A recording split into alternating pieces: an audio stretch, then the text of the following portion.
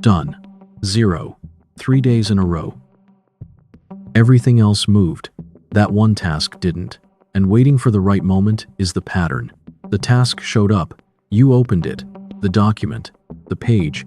The email. You looked at it. Then you did something else. Not nothing. Something. A few messages. A folder cleanup. 2 smaller tasks. By the end of the session, work got done. Just not that work. The one thing that mattered stayed where it started. And it felt fine. Because you were busy. You were clearing the deck so you could focus properly later. That is not random. The smaller tasks got done because they were easier to sit with. The hard tasks stayed because sitting with it felt worse than switching. Not a scheduling problem. The pattern working exactly as designed. Activity everywhere. 0 on the thing that counts. Thinking about the task creates discomfort. Sometimes sharp, sometimes just a low pull. Not starting removes it fast. The moment you open something easier, the feeling drops. That drop is why the pattern repeats. You are not failing to start. You are successfully getting rid of the feeling. The delay works. That is the problem. And the readiness you keep waiting for the right headspace, the right energy, the clear window is not there before contact. It is produced by contact. But the loop blocks contact. So the readiness never arrives. While you wait, the environment doesn't. The booking page had 4 slots on Monday, 2 on Wednesday, 1 on Friday. You still didn't book it. The page changed. You didn't. The option that was there the first time is gone. Watch the full cycle. The task is on the board. You open the document. The cursor blinks. You read the first line. Something tightens. You don't close it. That would feel too obvious. You just check your inbox for a second. One reply becomes another. 20 minutes pass. You come back. The cursor is still in the same spot. No new text. You tell yourself, after lunch. After lunch, you reorganize the task list. Move 2 items. Finish something small. The day ends. The document is still open. The timestamp says you accessed it. The edit history says you changed nothing. The board carries it forward to tomorrow. Same row, same 0. But now it is heavier. It is not just the task anymore. It is the task plus the fact that you already didn't do it today. Tomorrow, the resistance will be higher. The smaller tasks around it will look even better by comparison. The loop doesn't just repeat, it compounds.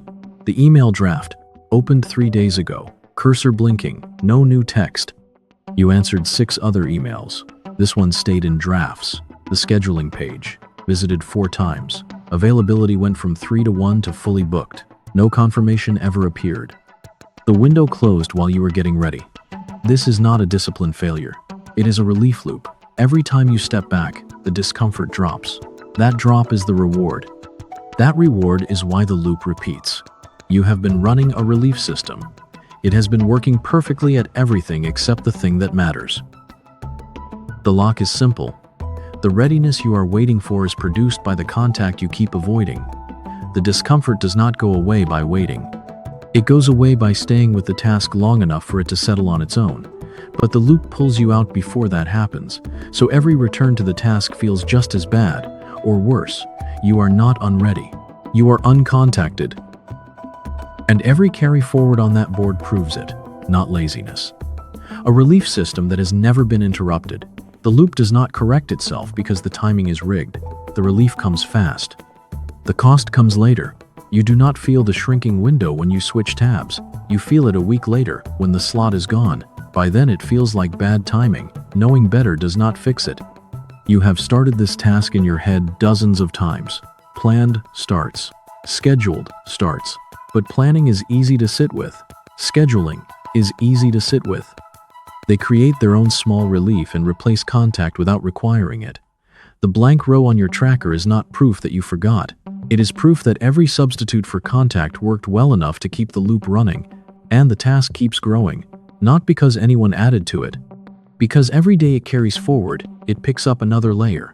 The original discomfort is still there. Now it is wrapped in yesterday's avoidance, and the day before that. You are not just avoiding the thing.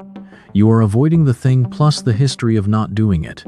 You expected waiting to lower the resistance. It did the opposite. Every day of delay raised it. Early on, The delay felt like care. You didn't want to rush. You wanted to do it properly. That part was real. Then, care became standards. Standards became seriousness.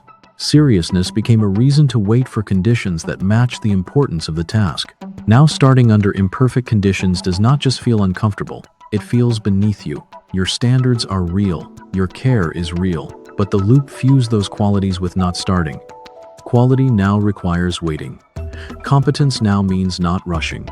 The thing protecting your identity is the same thing keeping the row at zero. You cannot think your way past this. Thinking about the task triggers the discomfort. You cannot plan your way past it. Planning substitutes for contact.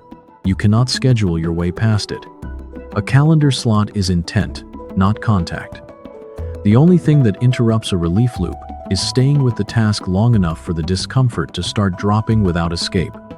That requires a constraint. Set a 5-minute timer. Open the avoided task. Stay on it until the timer ends. No switching. Contact only. The evidence is binary. Did the timer run to zero with the task open? Yes or no? If the timer is not running with the task open, it does not count. How many days has that task carried forward without a single minute of contact?